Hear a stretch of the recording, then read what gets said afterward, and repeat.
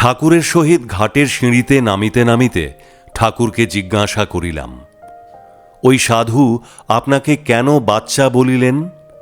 সাধুর বয়স কত হইবে? ঠাকুর বলিলেন, ওই সাধুর বয়স আমার চেয়ে অনেক বেশি, প্রায় ৩০০ বৎসর। তাহাকে জিজ্ঞাসা করিলাম, কি করিয়া সাধুরা ওই দীর্ঘ ৩০০ বৎসর বাঁচিয়া থাকেন? উত্তরে ঠাকুর বলিলেন, এই সাধুরা ৩-৪ বার তাহাদের ইচ্ছা মতো দেহ পরিবর্তন করেন। আমাদের বুঝাইবার জন্য তিনি একটি অলৌকিক ঘটনার বিবরণ দিয়াছিলেন। একবার ঠাকুর একটি নদীর ধার দিয়া যাইতেছিলেন। নদীটি খুব প্রশস্ত নয়, ৪০-৫০ গজ চওড়া হইবে। নদীর এক পার হইতে অন্য পারের গাছপালা, মানুষজন সবই পরিষ্কারভাবে দেখা যায়।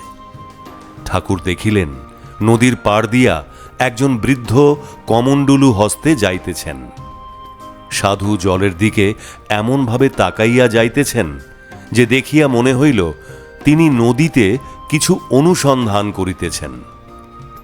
কিছু দূর যাইতে না যাইতেই ঠাকুর দেখিলেন, নদীর যেদিকে ঠাকুর যাইতেছেন ঠিক তাহার বিপরীত দিক হইতে একটি শব ভাসিয়া আসিতেছে। সাধু তৎক্ষণাৎ নদীতে ঝাঁপাইয়া পড়িলেন এবং সাঁতার কাটিয়া ওই শবটিকে তীরে উঠাইলেন। শবটি একটি ৩০-৩২ বৎসরের যুবকের। সাধু বেশ পরিষ্কার করিয়া ওই শবটি মুছিলেন। নিজের ঝুলি হইতে তৈল বাহির করিয়া উহার সর্বাঙ্গে মাখাইলেন। পরে নদীতে নামিয়া নিজে অবগাহন করিলেন ও ১ কমণ্ডলু জল লইয়া উপরে উঠিলেন। ওই জলে স্নান করাইয়া সব দেহটির কপালে সিঁদুরের ফোঁটা দিলেন। সবটিকে চিৎ করিয়া শোয়াইয়া কিয়ৎক্ষণ পূজা করিলেন। এই পূজার পরে সাধু উহার উপরে উপুর হইয়া শুইলেন।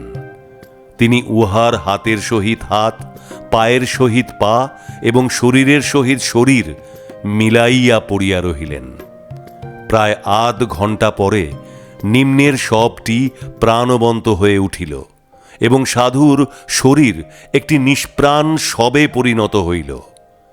নবজন্মপ্রাপ্ত নিজের মানুষটি তখন বুকের ওপর হইতে সাধুর নিষ্প্রাণ দেহটি ফেলিয়া উঠিয়া দাঁড়াইলেন এবং সাধুর দেহটিকে নদীতে ভাসাইয়া দিয়া নিজের গন্তব্য পথে চলিয়া গেলেন।